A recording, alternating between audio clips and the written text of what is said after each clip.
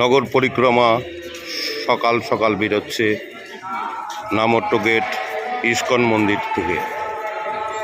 পদযাত্রা সহকারে এটা নিমাইয়ের জন্মস্থান সহ অন্যান্য জায়গায় ঘুরবেন এবং তারপর আবার গন্তব্যস্থলে পৌঁছবেন। হরে কৃষ্ণ, জয় শ্রীকৃষ্ণ চৈতন্য।